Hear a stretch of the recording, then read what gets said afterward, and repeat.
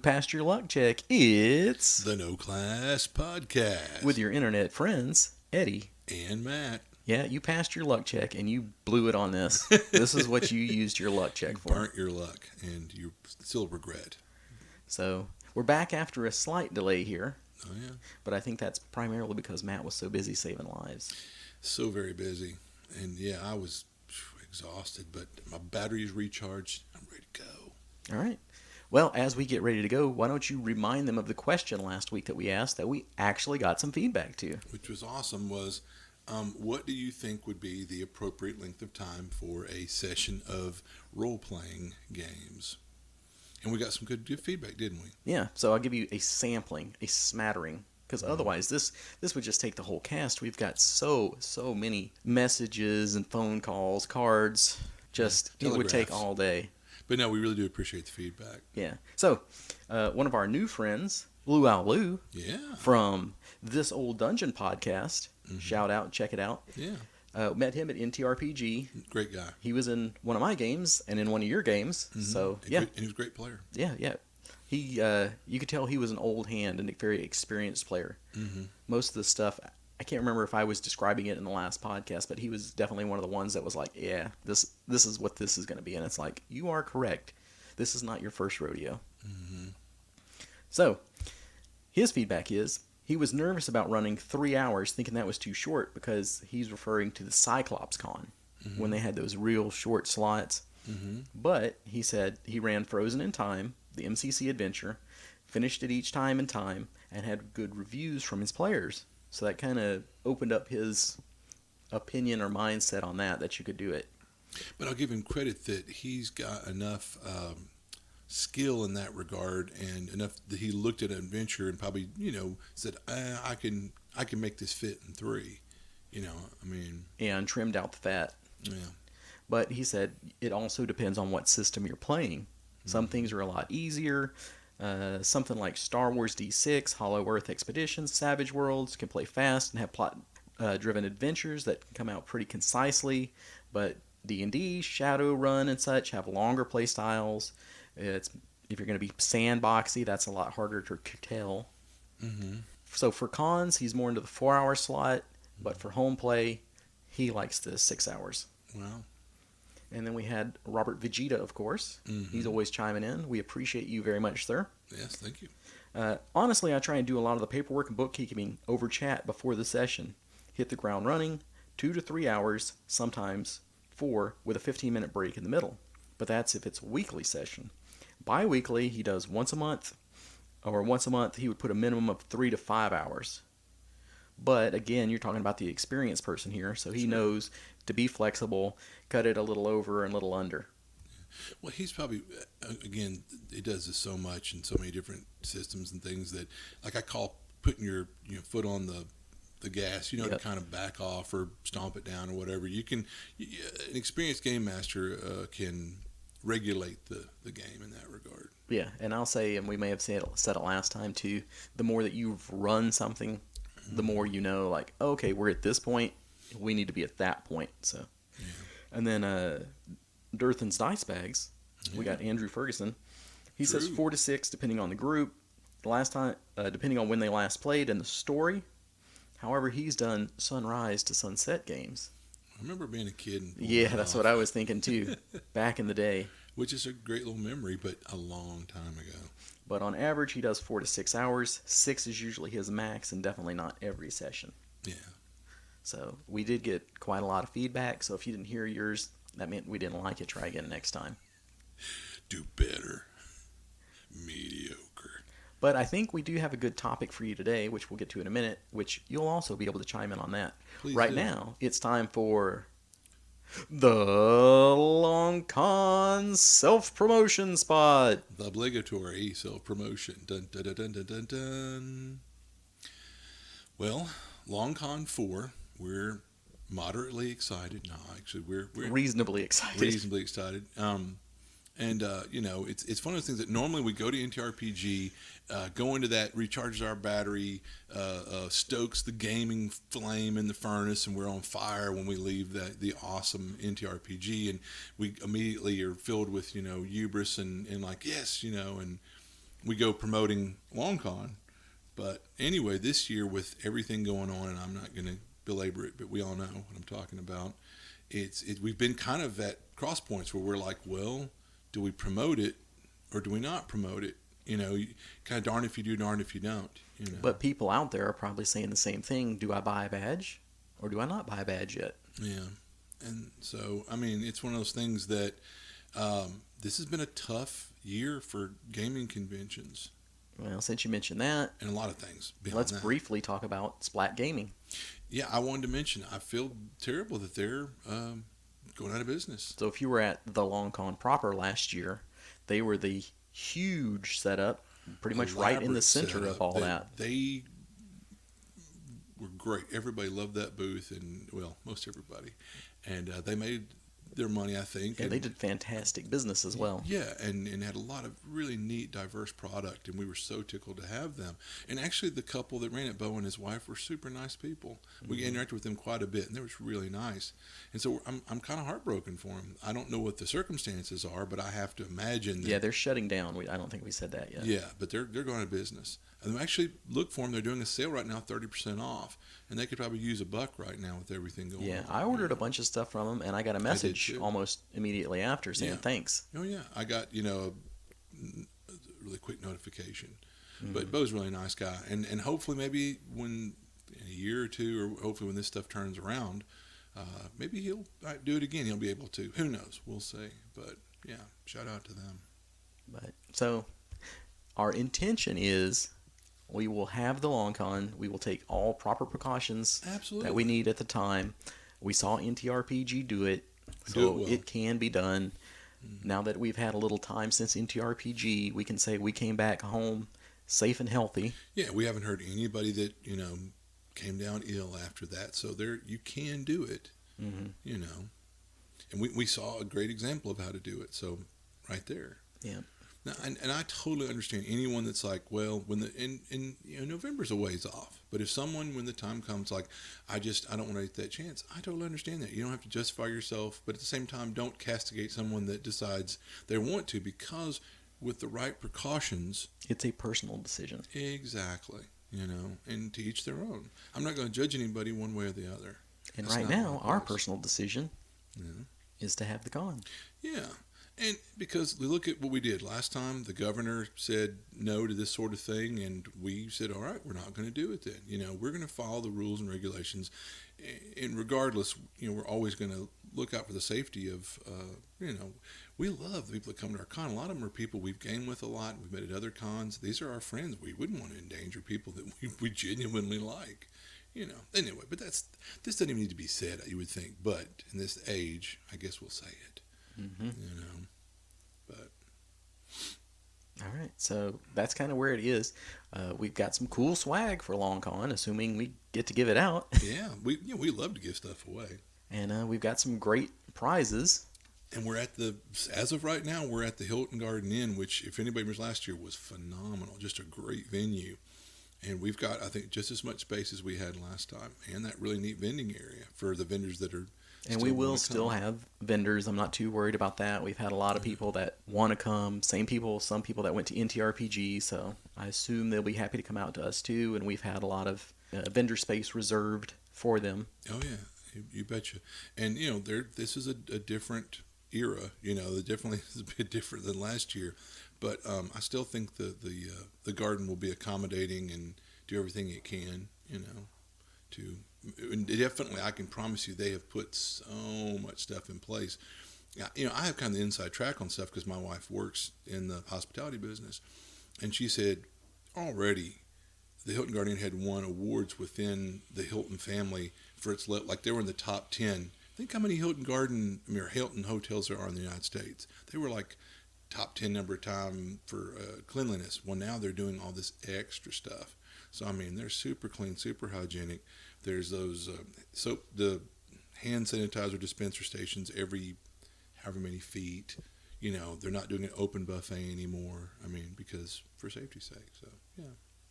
Well, if you're listening to this relatively close to when we're releasing it, check out Splat Gaming. Yeah. Some great deals. It's 30% off. Yeah. A lot of good stuff you can still find. Absolutely. So check them out. Yeah. They'll appreciate it. They All right. deserve it. Pop culture. Hey, Sadie, have you been playing anything or reading Oh, anything man. or watching anything? Oh, boy. Let's start with some video games. Video games, yeah. Castlevania is still done. That was probably the last one that we talked about, and I think I was playing Rondo of Blood. Dun, dun, dun. What exactly is a rondo? You shouldn't have asked me that, because now I'm going to blow it. But I think I that's put actually... you on the spot for once. Get Robert Vegeta to do this one for me. Pretend that I'm a music expert or something. A rondo is Italian for round, and it means the music is coming back around again, a musical theme. So if you like, you're going to hear one part of the music, then it's going to change, but then you're going to come back to that original theme. And with a vampire, what they're getting at through this is because through the Castlevania line, the Belmonts are always fighting Dracula, so you can beat him, something's going to happen, a passage of time, but he's going to come back. He's always going to come back. So that's where the Rondo of Blood thing means to me. They went into Symphony of the Night and Aria of Sorrow, so that's a really common theme for them. Interesting. Via a rondo. But that is a Japanese Castlevania release. If you play it here in the U.S., you would be playing Dracula X. Interesting. Yeah. For some reason, they decided to chop it up for the American audiences and make it... I think they even made it more difficult in some of the levels. So, yeah, it was very weird. But supposedly, if you want to play that game, the better version is the Rondo of Blood. Yeah, through the years, I've... not that much of a... Anyway, whatever. Yeah, it's interesting when I've heard there's some games like, oh, you want the American version, or oh, you want the Japanese version. I've heard that. But I think last time I was kind of like, eh. And now I've actually played it quite a bit more, and I've unlocked the secret character that makes the game just ridiculously easy. Who's the secret So character? it's moved it up, in my opinion, quite a bit. The secret character is Maria.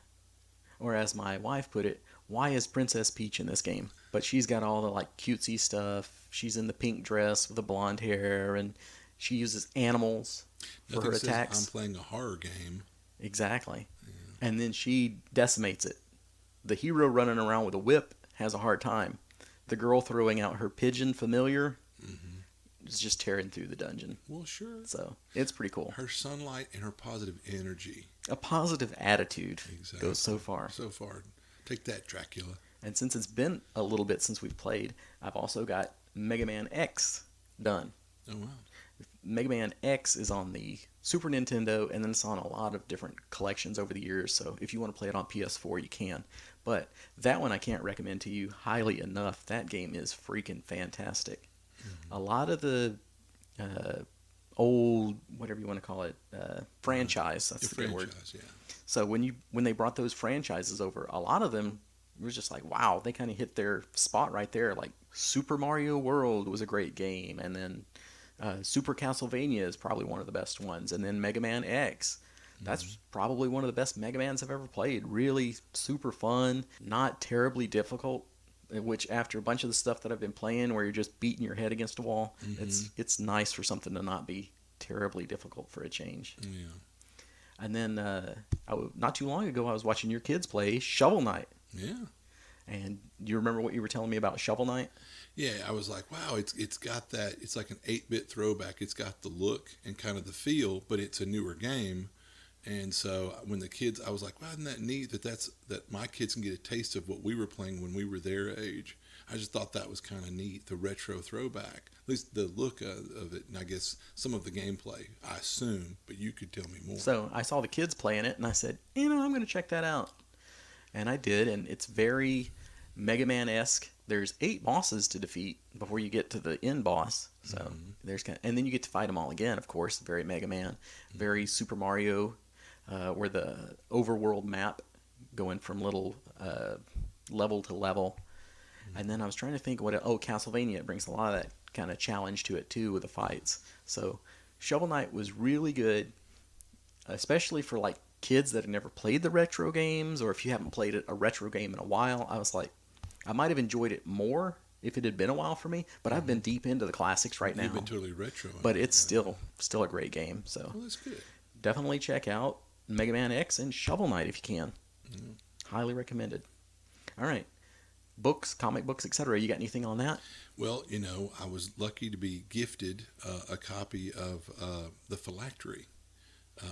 We didn't talk about that? I think we might have, but just I've Let's still talk about it again. Planet X Games. Planet X Games. Yeah, gifted me after running a game for Levi Combs. Really nice guy and a great gamer. Yeah. And yeah, I've been looking at that because I'm on this kind of precipice where I'm like, well, I should be using my time more productively during the what's going on.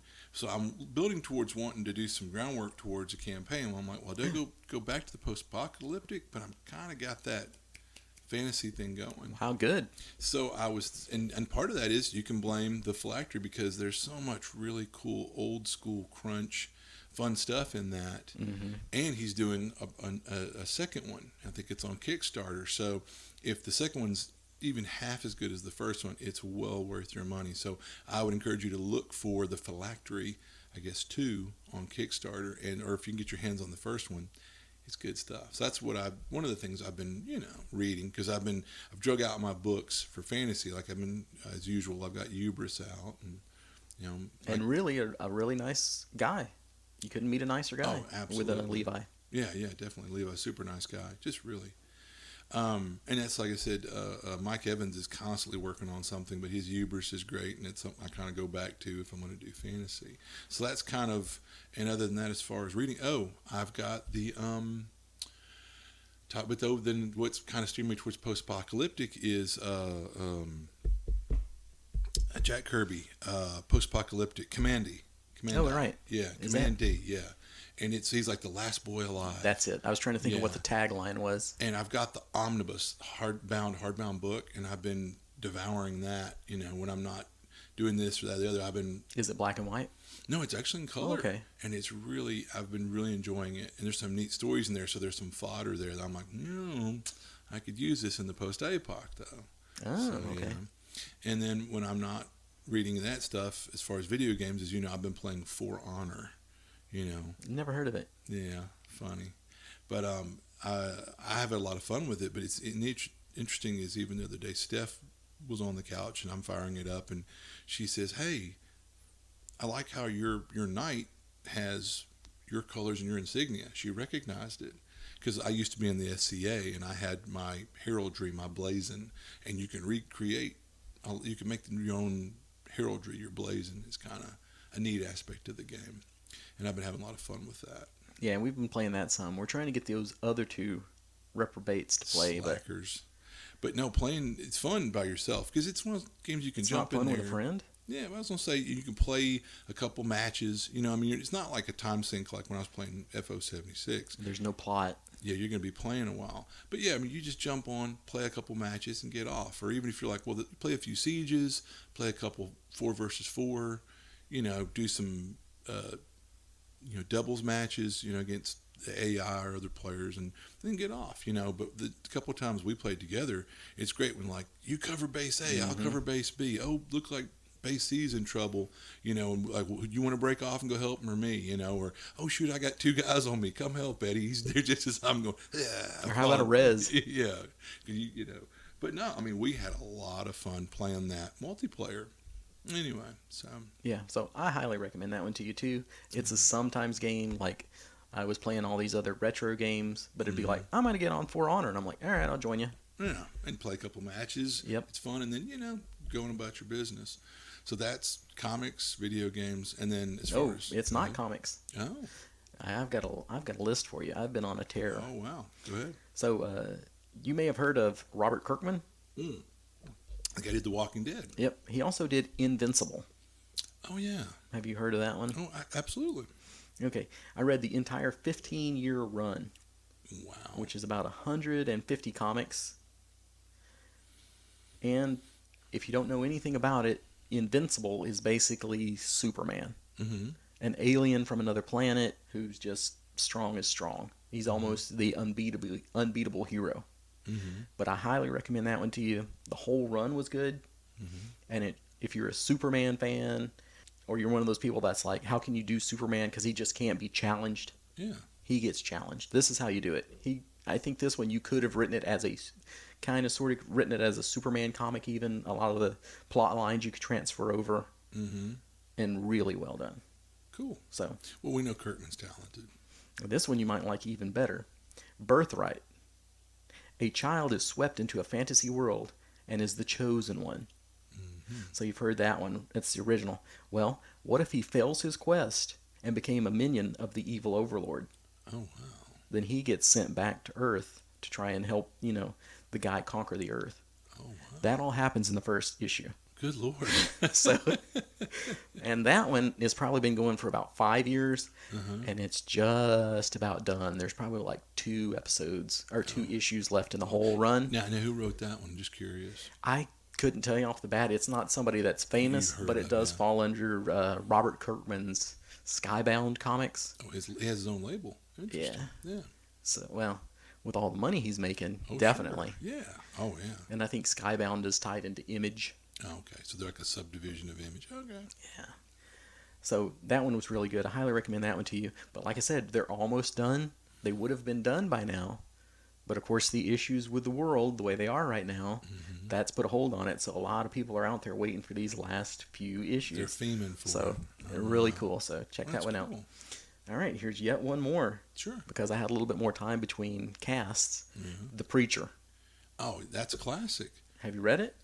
Okay, so Have you read some of it? Let me go off on a tangent. Yeah. Okay, so here it was, the early '90s. I had been working as an LPN, and I had gotten laid off, and so I was malingering around this game store / comic store / sporting sport cards, baseball card store, a lot. And the guy was like, "Hey, you're looking for work or something? I could use another hand. I'll pay you in store product or something." And I'm like, why not? Whatever. So during that time I worked there was a guy named Mike Champion that was a real hipster, and he's the one that he controlled the comics part of the store. Like eventually I controlled the role-playing game part. But Mike was into all these indie comics and all this kind of wild stuff. And yeah, Preacher was one that he said, "Hey, you need to read this." And yeah, I read some of Preacher, and it was some wild, far out stuff, But yeah. No, absolutely. Yeah, I read those. All of them? No, Did not you read the all whole of them. run? I read You've read some? Yeah, I read it, quite a bit, early on. Well, as you know, as the listeners may not, I'm that person that if I start it, I'm going to finish it. Yeah. Yeah. No matter how bad it can get towards the end, because there's a lot of times of that. I'm one of the people that almost finished Dexter. Oh, wow. As bad as that got. I have never watched the last episode. That's just my flat out. Wow. And I'm one of those people that I've got to finish everything. I'm like, I'm not watching that last episode just because it went that far in the toilet. Wow. So I've got to read kind of these whole runs if I get into them. Mm-hmm. So Preacher, really good. Yeah. And this is not like the deep cuts. Let me tell you about this thing but that's sort of the thing is like. But would you recommend it? Yeah, I definitely recommend it. I recommend all 3 of those. And that guy's Ennis, isn't that the? Yeah, Garth Ennis. Ennis, yeah. Which also he does The Boys. Oh yeah. But so far, I've liked the TV show better. Yeah. Yeah, it's just my humble opinion. The one thing I'll say about Ennis's writing is that there's always somebody's got to have a freaky deaky, like dark little secret. Like, well, yes, he's a cop, but in his off time, he likes to go out and hang out with the sheep. Yeah. There's always something like that, which He's it can be a little bit overdone. He's Yeah, like it can be a little bit overdone for me. But overall, I liked The Preacher. That one's super hyped up though, so it's like, does it live up to the hype? Yeah. I don't know about that, but Well, I did like it. If you look at when it was written, Yeah, oh my gosh, it was so it was like controversial. it might have started off in like '95. Yeah, it's like around then, because I worked at that comic store, and it seemed like it came out around that time, like 94, 95 was when comic gaming sports card store. Yeah, but yeah, that's around the time I remember. And boy, I remember reading that. I mean, I'm a simple boy from the country, and I'm like, this is kind of naughty or whatever. I mean, just reading it, I was like, oh my, this is racy. I mean, nowadays people be like, meh, but back then, even then, I was like, this is some racy stuff in here, But I'm trying to read some of the, I don't know what you would call it, the classics or the most highly recommended stuff. Sure, yeah. Just because it's like, oh, you read comics, but you haven't read Right. this and that, and it's like, yeah, you should probably read those just so you have an idea of what's going on. Well, that's like The Watchmen. I can remember Gary turning me on to them and reading that long before I'd seen the movie. Yeah, I definitely, if I had to say like who is my favorite author, I'd go with Alan Moore. But that's Hmm. kind of like, and my favorite band is Led Zeppelin. Ooh boy, you're Yeah, really digging in deep. yeah. But I mean, you like what you like. But some of Alan Moore's stuff, like The League of Extraordinary Gentlemen, Hmm. how that finished off, I wasn't a big fan. Yeah. The Tom Strong stuff, it's kind of mixed on that. So And Moore has some great ideas, but maybe sometimes the execution, that would be almost, yeah, I don't know. But, yeah. okay, speaking of The Boys, Mm-hmm. they're coming back season 2 Mm-hmm. in September. Mm-hmm. And another show of ours that is completely not related is F is for Family, Mm-hmm. and that one's back. Oh yeah, I enjoyed the poop out of that. Frank Murphy is not a good guy, but still, it's a riot. That whole, yeah, I love that. F is for Family, because for me, I grew up, in the 70s and in 80s or whatever. But I mean, some of the stuff in the first season that Billy does, like put the magnet on the TV, I did that. Set the woods on fire, I did that. I mean, I was that kid. So it's really like, for me, I'm like, damn, did they like, tap into my childhood for this, So, Yeah, and then it wasn't going to be a timeout. You oh were no. like, I will be murdered for this. They Yeah. will never find my body. Right, right. I'm going to get the crap beat out of me with a belt, And oh yeah, I mean it was, and then still be, shunned and for weeks or something. But anyway, but it was a different time. But like the awful haircuts and styles, I'm like, yep, I remember that. So anyway, so beyond being a really funny show, it's a real interesting. I don't know if the word touchstone, but I mean for the '70s, and I'm like, oh wow, the nostalgia trip part of it for me too. But anyway. And I guess if you're too young for it, you can see what people had to go through back in the day. Oh yeah, well, and that's like me. I love that they make that, it's like, especially with what's going on right now. Yeah, I don't want to, but I love that they show for people that don't get it, that how people of color were treated then and what they dealt with. Because yeah, I mean it was like that, and I mean, and you can see how much better it is now and how much progress we've made. Not to say that we don't need to make more. I don't get into that, but I'm just saying that part of the show is really interesting in that it can subtly educate people with humor about how things have improved and changed and whatever. And then as far as other media, or do you? We're Our topic for today is going to be what if Appendix N was movies? What if there's an Appendix M? Oh, well, So we're going to talk about movies in a bit. Was there something else you wanted well, to get I was out? gonna say, as far as media and whatnot, was on a goof. I've, you know, decided to watch some old sci-fi fantasy stuff that, like, it's kind of out there in the nerd culture. And you'd figure I'm old enough, I probably should have seen these, even though I mean these were done like when I was, a swaddled babe. But like I've heard people always talk about Zardoz, Zardoz, Zardoz. Have you heard anybody say anything good about it? No. Okay then. But I thought, form your own. I told you, form your own opinion. So I watched it from end to end and kind of. Towards the end, I think I had a little liquor on board so I could keep focused. There you go. But I love Steph had passed through and was like, "What is this?" And she plopped down and she was laughing until she was crying because it's so awful. It's terrible. And what blew my mind was the guy who did that, Borman, going on to do Excalibur, which I love, and I'll get into that later. But I'm almost astonished they let him ever make another movie after Zardoz. God, it was awful. And then in the same vein of awful sci-fi, movies, I followed up with The Omega Man with Charlton Heston, and the writing was bad, the acting Which is was one bad, of those so bad. the costumes it's were good. bad. I mean, there's so many inconsistencies that you have to really throw reality out the window because, wait a minute, vehicles are still running after 3 years, the gas wouldn't be any good, or what, the lights are, why are some of the traffic lights still on? I mean, yeah. As I said to you earlier when we were talking about it, my favorite line from the movie is "Hitch up your panties, baby." So definitely that one's worth watching because if they haven't done one, the guys from your favorite MST3K. yeah, or what is there now? They do riff Riff tracks. tracks. If they haven't done one of Omega Man, they should, because that's one that I was rolling. It's very Troy McClure. You may Yeah. remember me from such films as, Yeah. but that's the cool, like, it's Charleston Heston, baby, but it's the 70s and I'm hip and cool. Yeah, kids, I'm going to walk around without my shirt on. You're about 15 years too late for that, Chuck. There was a time when that you could sell that, but put your shirt back on. It was pretty bad. He had total dad bod, Yeah, You know, but that's what I'm saying is the difference is like Zardoz was so bad it was awful bad. Oh my God, it's so bad. Not so bad it's good. No, it's Just bad. But then like Omega Man's so bad that it's good. You can laugh at it, and yeah, I mean like we're saying, I would actually recommend that just so you could. Again, It's not good. Yeah. But you will get laughs or whatever. You get some mileage out of it. And there's some cool action scenes, but it's like the stunt double like looks nothing like Charlton Heston, and I mean stuff like that. The inconsistencies. This was some of the worst filmmaking ever, you know. Anyway, but yeah. So that's what have I been up to? What have I been doing? All right. That's how we've been entertaining ourselves. Yeah. When we had a chance. All right. So, like I said, the topic is we were throwing out all these podcast topics, and I said, what if Appendix N, which is one of the references, it's kind of like the recommended reading for GMs. Yeah. In the back if of you the don't know what it is. Original Dungeon Master's Guide, Gary Gygax had put in the Appendix N part a recommendation of all these books that had been out at that time. And, you know, pulps and things that were sci-fi, fantasy. So one of the questions that I had was, well, what would you update it with? What modern books what would Gary Gygax have put on here if it was the year 2020 instead? Yeah. What would have made it? What and would have made the cut? They actually did, in I think 3rd or 5th edition, they had a page that had some recommendations on books and movies and things.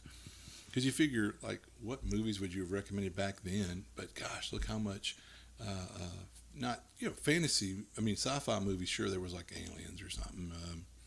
I'm trying to think of, you know, The Forbidden Planet or something, but nowadays, think how many cool science fiction fantasy movies have come out, particularly fantasy. That wasn't a genre, really, until, I don't know, the 80s or something. Yeah. So, kind of a top 10 list for you of movies that we think would inspire you in your fantasy setting or whatever game setting you're going to do. Well, one kind of aside, like if I was going to recommend a book for my own Appendix N or books, I'll just say I've always been fond of... Don't ruin that future topic. Well, no, I'm just going to say I've been very fond of David Gemmell, you know, and if you ever get a chance, I love all of his stuff, but like Legend, Waylander, the Regante series, those are all... Like, for me personally, and that stuff is great reading, and I think any gamer would probably enjoy it. But anyway, enough about books, but I'm just saying if I picked a book. But we're talking about movies today. Yep, so today is your movies list, and if I get really motivated, I'll see if I can find where these are streaming and put them on the visual reference group.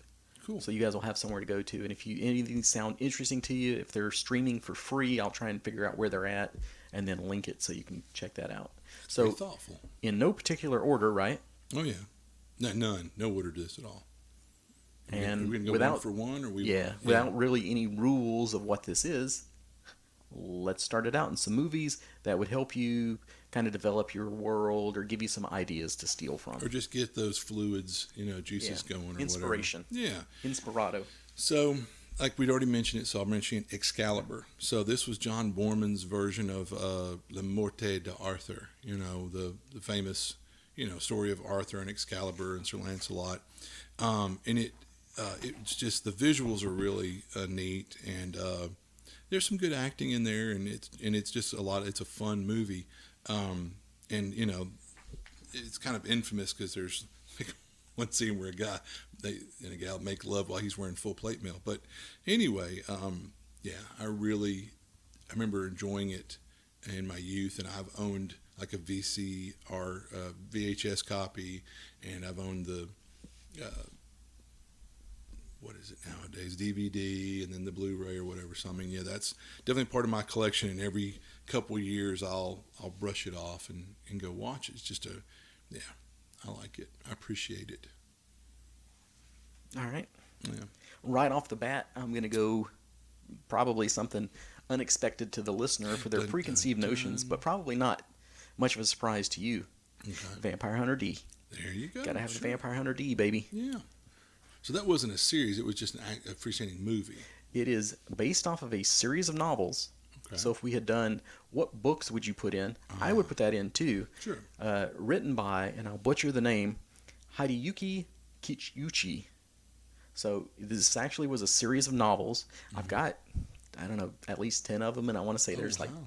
25 In the original Japanese, right? in the original Japanese, of course. That's how I knew how to pronounce his name. But that was the first anime that I ever saw, I think. Oh wow! So that really blew my little mind back in the day.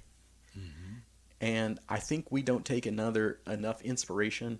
This is where it's like, oh, there's so much inspiration from different cultures that we can get, where it's like, since D&D has taken so much of the European culture, Oh, yeah. it's like, here's a troll. Yeah, you know what that is. But if you bring in some Japanese water demon or something like that, Oh, people are no. like, shit, I don't know how that works. Yeah. So you can surprise people with that. And that one's also set in the future. So it can be a wow. post-apoc thing. Yeah, which I love when people do that. So I'm talking about inspiration. Perfect example with you talking Vampire Hunter D. I think you put something in an adventure, and you were tickled when someone goes, "Hey, that's like Vampire Hunter D," and you were like, "Yep, you caught me." You know, that's kind of where you plucked that idea from. Am I misremembering? Well, kind of, sort of. Because what I had was a parasite that would infect your body or whatever, but it would give you all these cool powers. So it's like, yeah, Vampire Hunter D does that, but Spider-Man does that with Venom. Yeah. Then there was another Japanese series called Parasite, where there was something exactly like that. So I mean, it's been done so many times, and after it's been done so many times, I feel like it's free to steal. And I'd get a kick when people would go, "Oh, hey, that's the Lochnar from Heavy Metal." I'd flip them a luck token, like, "Yeah, you validated my use of that thing I stole from pop culture. There you go."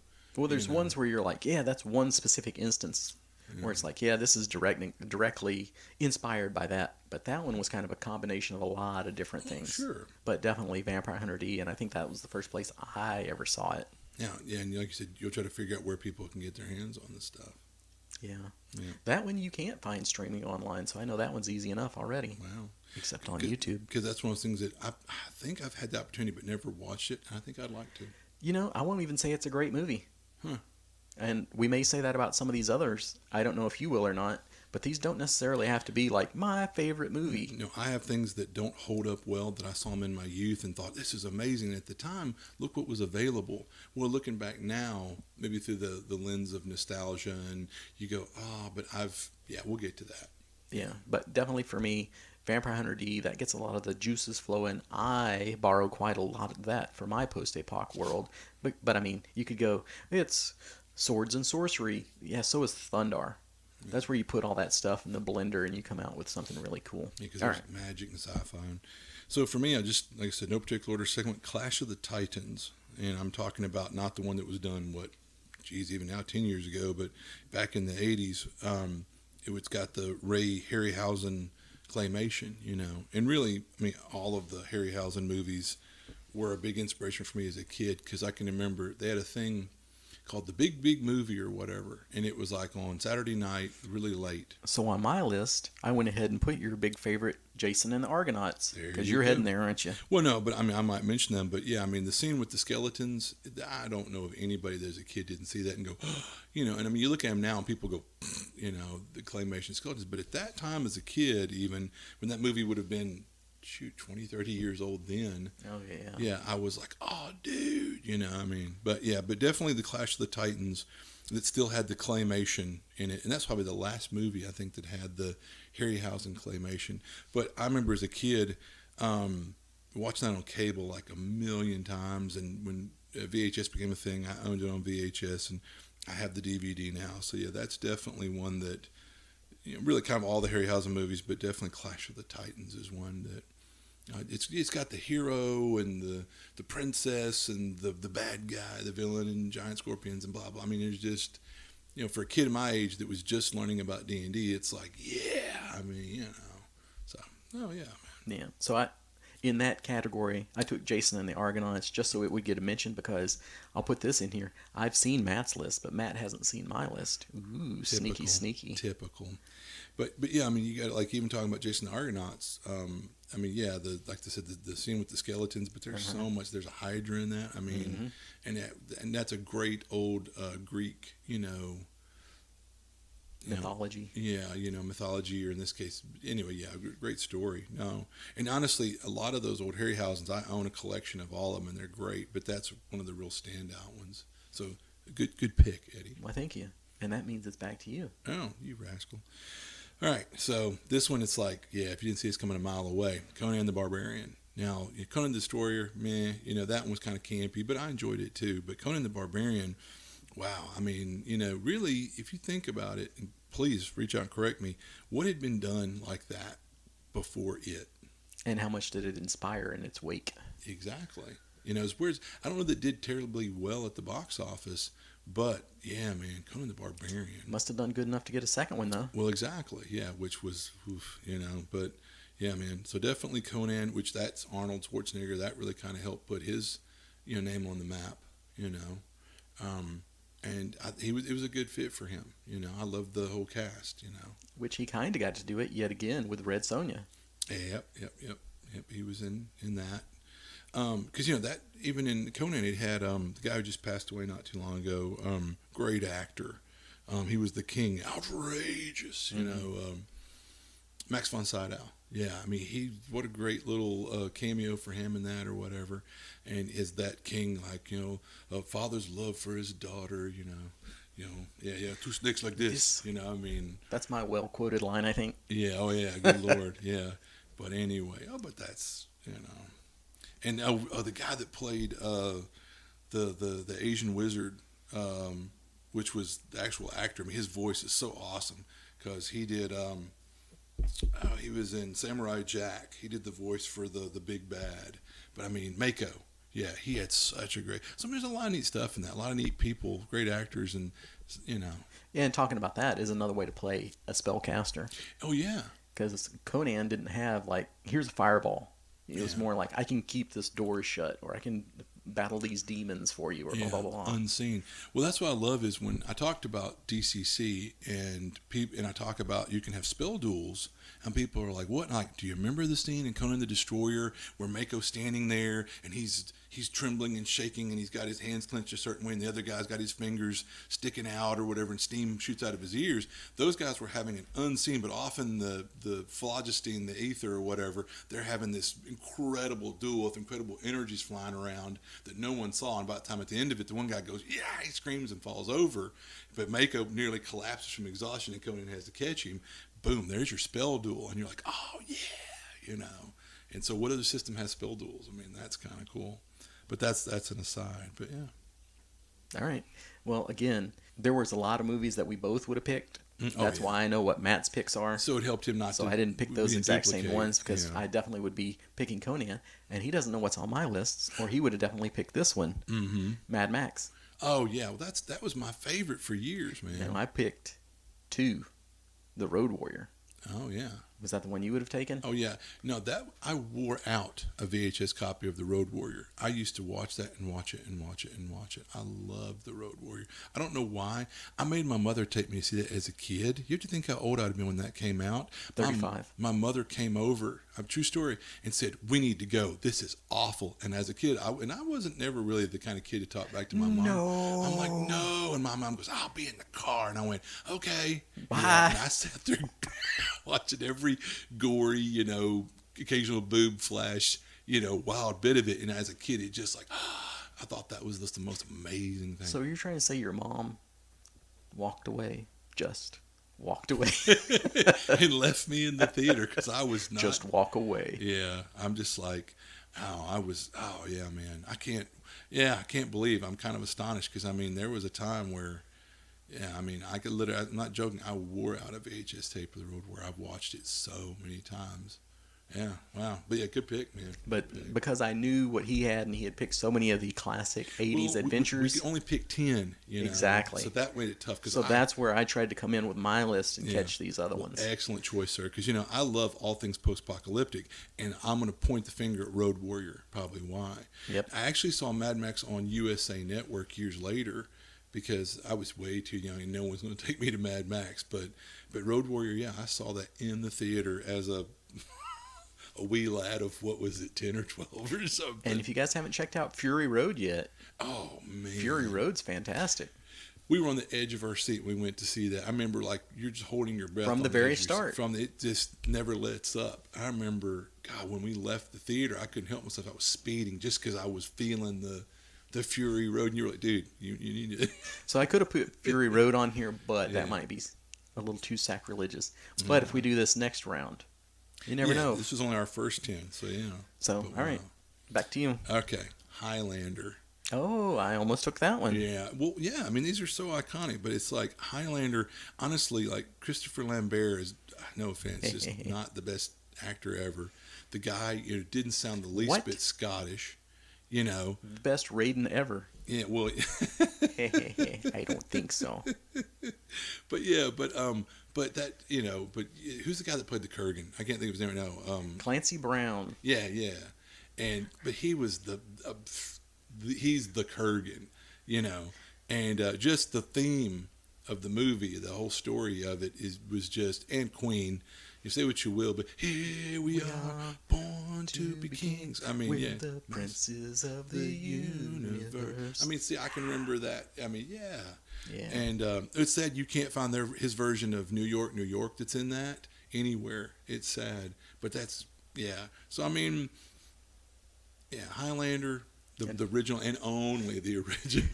So I don't know if I've told you this story, but talking about, getting your inspiration from a movie. Yeah. Back in the day when we played Vampire the Masquerade, I had one character that was a Machiavellian, which is the insane vampires. So his backstory was that the person that created him and turned him into a vampire showed him the movie The Highlander and told him that was all true. It was just about vampires. So he was out there just completely crazy, thinking that there's going to be the quickening or whatever. Maybe one. Exactly. That was a lot of fun. That's hilarious. Well, that seemed like it should have been my pick, but now that brings it back to me. It sounds like it. I need to break these up a little bit, but do I go for the big gun right now? I don't know.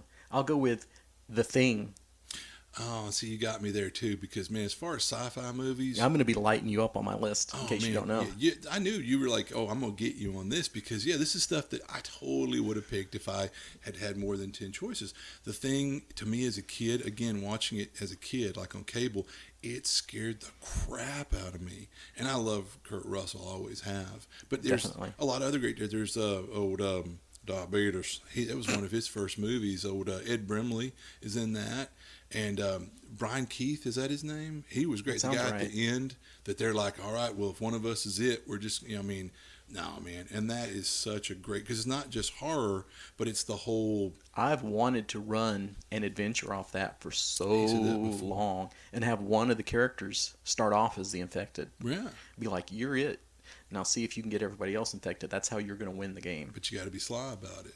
And then, they came up with a board game of it, and we were champing at the bit to run it for a while, but right now, forget finding time to play a board game. We can't even find time to play a role-playing game with everything going on. But I read a really good story, too, where it was from the Thing's point of view. Oh, wow. And it was as it was taking them over, and it's like, I don't get why they don't want to be a part of me. Yeah. Because just, like, from its alien mindset, everybody should want to join in and be part of the collective. Yeah, the board or whatever. Yeah, wow. really good. Really good movie. Excellent choice.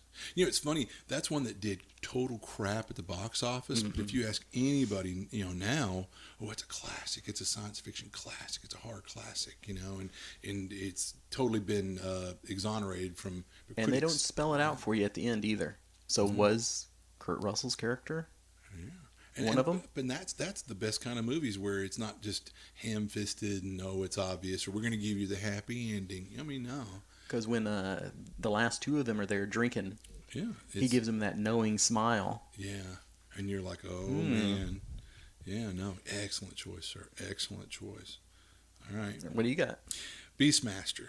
Again, not the finest bit of cinema ever, but, for when it came out, the age I was and what was really available as far as like fantasy movies or something, no, it was great. I feel bad I can't think of the guy's name now. Mark Singer. Yeah. Yeah, boom, I can think of it. See? The old noggin's working. But Mark Singer was great in that. Rip Torn, who's a Texan, was in that as the bad guy, which was kind of hilarious. But it was a little campy. But, and there's the ferrets, Kodo and Podo. I can't believe I'm conjuring these. Yeah. I didn't do my research as far as for this, but I'm just riffing from memory. But they were little comedy relief, the two ferrets. Of course, sadly, this had like a second or a third, which I easily forgot, maybe not even watch. But the first one, it's a good one, and it's even given me ideas like the part where they were pouring the weird green liquid into the helmet, and the guys are like, and it drives them all insane and crazy. I've used that premise before in games where they're these warriors that feel no pain, have no fear because they've been corrupted by the magic juju juice or and the really cool eyeball ring. Oh yeah, and it's what's wild is the dad from Good Times was in that, and he was great. I remember I always liked him on Good Times, and he was great as the wizened mentor or whatever in that. I can't remember his name, but he was great.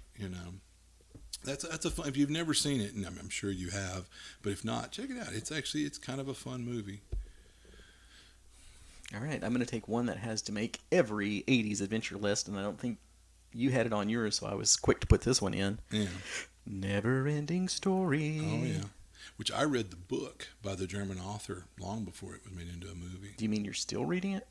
Ha. Whatever. But no, and again, the movie's never as good as the book. Yeah. Which I don't think that is... Maybe that's the blasphemy to say, is I don't think it's the greatest of the greats, but it's a very inspirational movie. Oh, absolutely. It's got some great tropes in there, and the little pudgy, bashful kid who's being bullied, ends up being the hero of the story, and blah, blah, blah. And Just like real life. And what little kid who saw it as a kid didn't cry when Artax, you hear the stories about people like, I still need therapy over Artax drowning in the swamp of no hope or whatever, I know there's a band. Who doesn't want a luck dragon? Yeah, and there's a band actually called Atreyu. So has it affected the culture? Well, Anyway, no, that's a good pick. All right, you. All right, heavy metal. Oh, yeah. You changed your list up a little. I did. How you like me now? But anyway, no, I remember again. Here I was, a little kid out in the country. We'd barely gotten cable, and sneaking and staying up late on a summer night and watching this cartoon that a child of my age should not be watching. Definitely. And it just blew my mind, and not just because of all the boobies. I remember my mom asking me if I wanted to go to the theater and see that. Because it's a cartoon. Yeah, I was so very young. Yeah, no. So you can figure I'm not that much older than you. So I was sneaking at night to watch it on cable because I knew if my parents were like, oh, look at all those, cartoon boobies, turn that off. But yeah, I watched that and I got to where I found the little pamphlet cable guide, for HBO. Yeah. And I remember highlighting every other time it was going to be on at 2 a.m., 3 a.m., midnight on different nights, and sneaking and watching it again and again and again, and there's cool stuff there. And there's sci-fi, fantasy, and there's great music. Phenomenal music. As soon as I had a car with a cassette player, I had that soundtrack. I used to play. I wore out that cassette of the heavy metal sound. It's wild. Was the soundtrack was available almost immediately, but they couldn't put the movie out because the rights were so tangled up and weird that it was a long time before you could own it on I don't think I was ever able. I never had it on VHS. I don't think because I wanted, unless I'm misremembering, but there was a whole thing there about the There's rights. So many owners, yeah. I don't know. It was weird. But one of the things I have lifted from that kind of is that the sum of all evil. And just having that overall evil force that's out there, and keeping green as one of the colors of evil. Mm-hmm.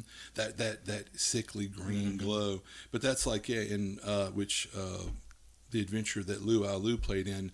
At the end of the arena, there's all these weird things around the room, and some are obvious weapons, but some there's just a weird green sphere on a pillow over here. Well, yeah, that's someone picked it up, and they're like, they're the Lochnar, and I'm like. Thank you for validating my use of pop culture. But yeah, the Lochnar mind blast your enemies or something. So, absolutely. Yeah, that's been, and Tarna at the end, I did a whole kind of weird post-apoc sci-fi world that was kind of based off of the whole thing with Tarna, and yeah, no, that's definitely yeah. All right, since you've changed your list, I'm going to go ahead and jump up on you. Okay. And smack you down before you put this one out. Big Trouble in Little China. Oh, yeah. Excellent choice again. You know what Jack Burton always says? are like, indeed. That is when we should have had Gary Oh yeah, come on the podcast. Gary loves Big Trouble in Little China, and he can quote you every bit of it. I feel good. But no, that one is yeah. And again, that's the same guy who did The Thing. Whereas The Thing is very a serious tone. There's a very tongue in cheek comic. Kurt Russell doesn't take himself too seriously in that. And oh, that's a great one. Big Trouble. That's another classic for you, and it's something modern if you're not doing the fantasy setting that you can use too. Yeah. You can always transfer these ideas over back and forth, but and one thing where tried to run a campaign one time in Feng Shui, whatever, which was a game system where you're like modern day people fighting these forces or whatever, and that's a perfect fit for Big Trouble in Little China. It's because the characters usually are that everyman, average Joe kind of hero, like Jack Burns, just some truck driver who's thrust into greatness. Yeah, into greatness or whatever. Yeah. So anyway, oh, that's a great choice. You're welcome. Phenomenal choice. What else you got? That just enjoyed its. God, what would it be now? Yeah. 30th or something. But I think you just had posted it on your Facebook, and I was like, you better not put this on your list. It was like 30 years ago today. No, I changed a few things up, but instead, like I said, a lot of these that you've picked would have absolutely been on my list, but I had to, and vice versa. I had to pick 10 choices. Oh, there's things instead of this being like your 10 and my 10, this is kind of our 20. Yeah, there's a lot of truth to that. All right, so I think back on me. All right, this is a throwaway, easy pick, whatever, but in more modern times, Lord of the Rings. If you're talking about fantasy and inspiration and, the imagery. Are you going with the modern one, or are you going with the animated? You see, that's where you're devious, because I own the animated one, and I dearly love that. But I'm going to go with the current, more modern version, because, come on. Not Rankin Bass? Yeah. Hey, I own those, and we do too. Love those. Absolutely adored those, man. The voice work, those were great. I remember, I guess, I don't even want to say casual fans, but people that really didn't know anything going in and watching the movies and going, it ends with them running across a field. Yeah. For the first movie, and they're just like, what the heck? Yeah. But you're like, dude, you don't know where this is going. Yeah. And just Lord of the Rings itself is the great granddaddy of all inspirations. Because talking about Rankin Bass, where there's a whip, there's a way. Boom. And that's where it was kind of like, all right, this is the guy who does kiddies cartoons, because I don't think the orcs would have a little, but still, I'll never forget that, and oh yeah, man. Why would they know what a menu is for the new one, right? Yeah, they would looks like menu. Meat's back on the menu. What's a menu? Like, oops, the writing isn't. But in the moment, you're like, oh yeah, you didn't even, yeah. But anyway, I just assumed they had a dining hall. Sure, they did. Of course, why not? The orcs that were grown in a vat. But even though they're grown in a vat, I'm sure they have their own, their own way of thinking, and you're given the chance. They weren't all evil. I know, duh. Even though they were vat grown by an evil wizard to be special, kill beasts. All right. Here's one I'm sure you would have had on your list. Mm-hmm. Seven Samurai. Oh yeah, now that's awesome. Now I wouldn't think that so much as fantasy inspiration per se, but yeah, that's one of my all-time favorite movies. I love Seven Samurai. How about Magnificent Seven? Which was, of course, a derivative of that. They made it a Western here for the U.S. at the time. But yeah, and it's so a great I almost movie put too. Magnificent Seven. No, really? Yeah, but I switched it over to the Seven Samurai just because I really like the end of it, where they're talking about we won. Yeah. No, the peasants won. The peasants always win. Yeah. So just for that one line, I like both of those movies, but just that one line put me back to choosing Seven Samurai. Yeah, I had a roommate that was never home, and he had paid for cable. And one night, for some reason, it's the damnedest thing, I had never even heard of Seven Samurai, which is a shame. And I had woke up in the middle of the night. It was the weirdest thing. I just couldn't sleep. And I turned the TV on, and this was on AMC or something, whatever, or Bravo. I don't know what it was, but it was going to be like uninterrupted, which was awesome. And I just started watching it. And next thing you know, it's a long movie. It's like, 3 hours something. But I sat there on the edge of my seat for 3 hours, and then finally it was over, and I was like, wow, how have I never heard this or seen this before? So after that, when I first got Netflix or whatever, when you originally, they would have them send you discs, I put in for I feel terrible. I can't think of his name right now, but Kurosawa or whatever, the director Oh, that right, did right, right. those and all these other great ones. And I had him send of the Criterion collection. I had him send all those to me, and I devoured them. That guy was an amazing director. Oh yeah. Yeah. And it's kind of like what Hidden Fortress was Star Wars and Yeah. that sort of thing. Yeah, I was thinking, but I wasn't going to mention it. But yeah, I mean, I watched it and went, oh yeah, Lucas totally ripped this off. Absolutely, and it's great, But those, I guess, whatever you want to say, universal ideas were so easily translated over to a different setting. Hey, Yeah. let's make this a Western. Let's make this a space fantasy. Oh, sure. So there's no reason you can't put it in your fantasy campaign, something like that, Yeah. or put it in your post-apoc or your sci-fi or whatever you're playing. All these ideas can translate over. Yeah, you make a great example of that. Any of these are great inspiration, and with a little bit of work, that could be whatever genre. Yeah. And then you've got a party coming together to work together for a common goal. That's that typical, how are we getting everybody together? Oh, you meet in a tavern. Well, maybe there's something like this where it's a cry, a call to action that they have to get together. Mm-hmm. So something to think about there too. No, that's phenomenal. Back at you. Dune, David Lynch's Dune. Wow. It's weird. It's He Yeah. milks a cat. yeah, it's weird because David Lynch is a weird mofo, but I love that Dune, and I love that movie. I'm really surprised and offended that you took Dune because you know how much I like Dune. Oh yeah, absolutely. Like, you've read all the books, haven't you? Oh yeah. See, that's where you and I are different, and I'm proud of you that you're a completionist. But there's many a series I get about that third season in, and you're like, "How you like it?" I'm like, my interest is starting to wane. The writing's getting a little stale." And he goes, "Yeah, I remember getting stale around that point, but you kept trudging on." And I go, "Man, like I've read the first Dune book. Those are some loved it." massive books too. They are, and I read it at a very young age when that's like some heavy stuff, in the writing. But I devoured it. I enjoyed it, but I tried to read like the Messiah of Dune and just like, yeah. But I mean, to each Which I their really own. like that one. No, I don't doubt they're great books, but but you know what? This is me like as a 13-year-old. If I go back as an adult now, I should. I'd be like, oh, this is great, But yeah, no, definitely. I mean, I know there's been other Dunes made, and they're even working on one right now. But I mean, I really enjoyed that movie. And what's funny was everybody, unfortunately, they tried to play it up. It was going to be Star Wars. So people went to see it and were massively disappointed because it's nothing like Star Wars. But I remember even my friend with me is like, what is this crap? But I was sitting there glued and like, this is awesome. I loved it. But I'd already read the book and I knew what I'm getting into. And even having read the book, I enjoyed the movie. When I saw the movie the first time, I had never read the book, so I had no idea what I was in for. And a lot of people, I think if you watch the movie first, you would be completely turned off. Yeah, you're like, what is this crap? But I was like, no, this has a lot of cool stuff to it. Yeah.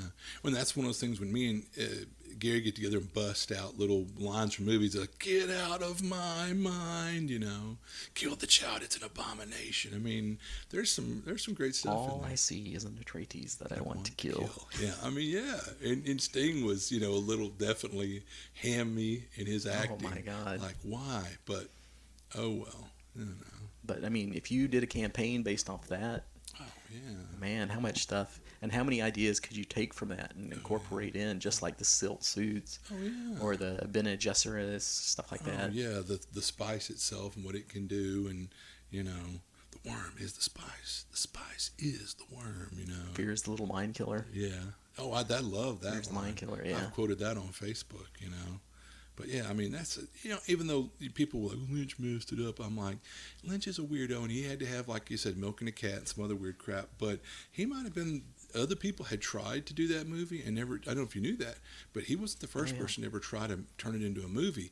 He got it done. And even some of his weird stuff, I like it, Yeah. Oh, and I'll give a shout out to Papa John for turning me on to that back in the day. Oh. I watched the movie at their place, and then I think he had maybe a couple of extra copies of the books that he gave me because, I mean, he's a much bigger fan of it than me. I haven't read all the new trilogies that came out. He's read those. I think, didn't Herbert Son even's written some stuff? Yeah, that's what I'm talking about. Yeah. He didn't give those a glowing recommendation, so I was like, I don't have to read those. Right. But Dune, yeah, really great. Yeah. All right. For me, the next one, I think a lot of people will be like, I can't believe you didn't have this on the list already. The Princess Bride. Oh yeah, love that. Who doesn't love that movie? Yeah, that's like people that don't like cheese or something. It's like, you're weird. That's a great, and that's, I would say, Carl Reiner. That's I mean, you hear him selling all that stuff's great, but I mean, that was phenomenal. That was great. I mean, You can Under build the up a tolerance Giant. to iocane powder. Yeah, I know. There's some great stuff in there. But oh no, that's a classic. That's great.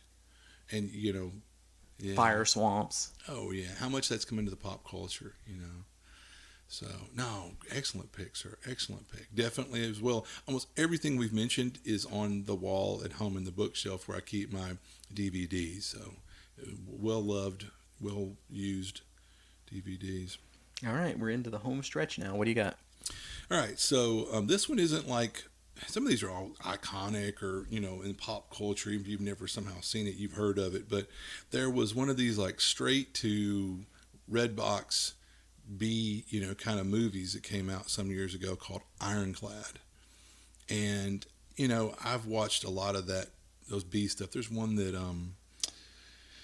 Bean, who dies in every movie did, and of course he died in movies like Black Plague or something. Around that time, there was a number of these kind of medieval B movies. I don't know what. I guess because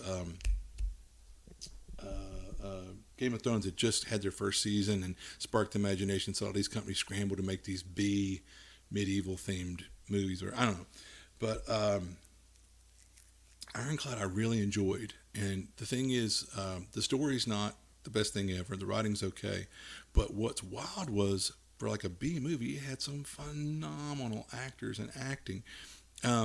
It had Purfoy or whatever that had been in Rome as Mark Antony, and he was the main character. There was I meant to research to get these names, but I can't think of their names. But you know what I'm talking about. There's the guy that was in Golden Child as the demon. That was also the dad of the Lannisters. Charles Dancer? It's his name, yeah.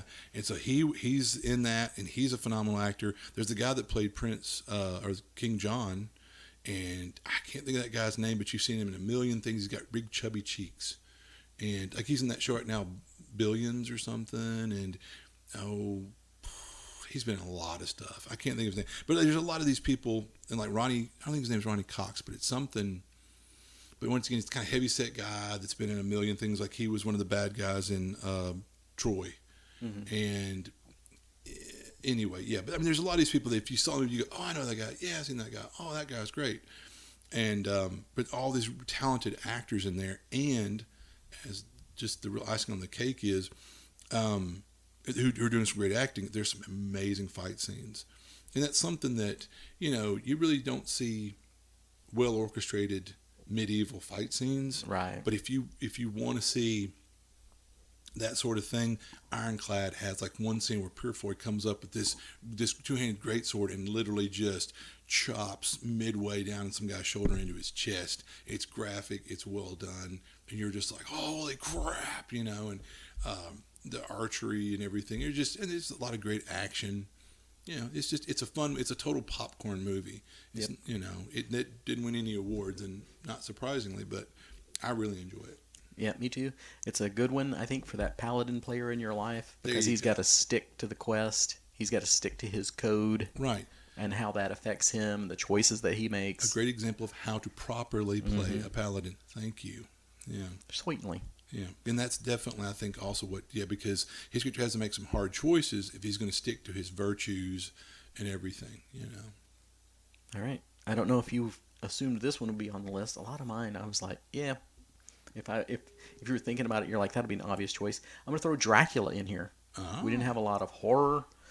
They just didn't make the list, but I had to put that one in there. Is this Francis Ford? Nope. I'm going all the way back with Bela Lugosi. Oh, wow. Oh, yeah. Give you that little hand magic there. Hypnotize you. Yeah. I do like the more recent one with Keanu. Canoe? Oh, he's a vampire. Dude, he drank my blood, man. I like it, but I was going to go with the classic for a recommendation just because that has inspired so many of the tropes, the vampire tropes and stuff like that. And being a big Ravenloft guy like me. Oh, yeah. That one's got to be in there. So, classic Dracula for you. Awesome. I always enjoyed the actual book, Dracula by Bram Stoker. What the movie adds in, which you could say this about a lot of movies, is the visuals. There was a lot that wasn't in the book that's now become classically attached to Dracula. Dracula, the movie, was more based off of Dracula the play than it was off of the novel. a lot of the things that Bela Lugosi had put in the play, doing the big cape reveal or wrapping somebody up in your cape, or in the book, Dracula is not a handsome guy.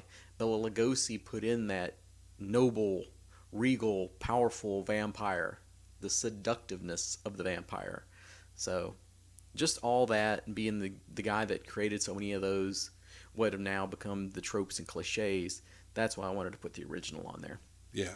Time Bandits. Yep, I knew that one was going to be on there. And, that's one that I got to see on my birthday with a bunch of my buddies.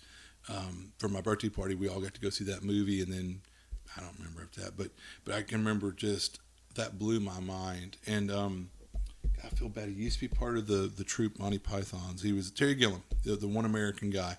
But Terry Gilliam, everything he does is usually so bizarre. Like I remember Brazil was so weird. Mm-hmm. But Time Bandits is weird, but it's in a great way. It's a lot of fun. I remember seeing as a kid, being around the age of the kid in the actual movie, and that was kind of a whole other layer right there of like, oh wow, But it's just a really fun. The guy who played Evil, was great. He'd played a villain in how many movies, and he was great in that. There's a lot of great stuff. A fun movie. Another one of those quoted lines on me and Gary a lot, like, Mom, Dad, don't touch it. It's evil, and they touch it, kaboom, and blow up, And Sean Connery's in that. And, of course, I've always been a big Connery fan. It's probably the only way I sat through Zardoz. Yep. But, yeah, I love Sean Connery. And he's great in that as Gilgamesh. That gives him a couple of entries in the list here now, too. Yeah, it's come to think of it, yeah. That was my last one. All right. The one thing I wanted to say as I was making my list, how underappreciated is Kurt Russell?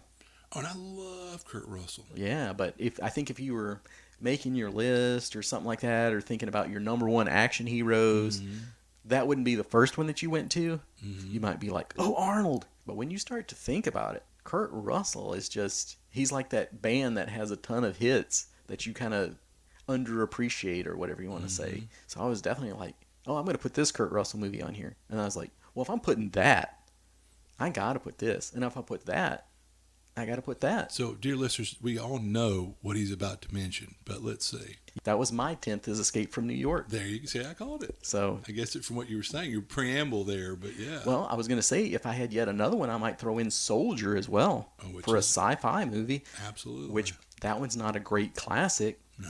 But it's pretty good inspiration. No, I remember Gary always talked about how great Kurt Russell was and how much of a great movie it was. And I've seen it and I enjoyed it. Absolutely. But, hey, number one. Yeah. And then I was recently playing Death Stranding, this PS4 game, which is from the guy that did Metal Gear, which is completely ripped off of Kurt Russell's character. Call me Snake. Yeah. Call me Pliskin. Snake.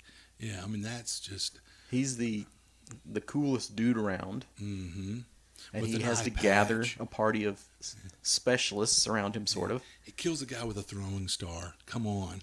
Thunk right in the forehead. I mean... Oh, that is one of the coolest movies of all time. It's a great Kurt Russell vehicle, again, with John Carpenter, They did some great movies together, and that's just, But I could probably put together a pretty good top 10 of just Kurt Russell's. Oh, yeah. Because then you want to run your Wild West game. Oh, yeah. You're going to be... Ask me what my favorite Western is. What's your favorite Western? Yeah, Tombstone, hello. No! Your Huckleberry. I love that scene where he just marches up through the water. No, and that's it. Or tell him I'm coming and I'm bringing hell with me. Commence to fighting or get away. Yeah. Pull that smoke wagon or what did he say? Nerve-wracking. Yeah, exactly. This is one of our most quoted movies. Yeah, skin that smoke wagon or, Yeah, I mean, no, that's such a great. And once again, who doesn't love, like, there's Sam Elliott, Kurt Russell, and then, the best thing that old, what's his name, ever did, Doc Holliday. Yeah, Val Kilmer. Val Kilmer, yeah. And even my old boy who passed not too long ago, or I say that's probably been years now. Powers Booth? No, with Powers Booth and that. And I love Powers Booth. He was a great villain, his old Curly Bill. Curly Bill, But no, so much a lot of talent. There's the guy from... I hope you die, Lunger. Yeah, exactly. And there's, that guy...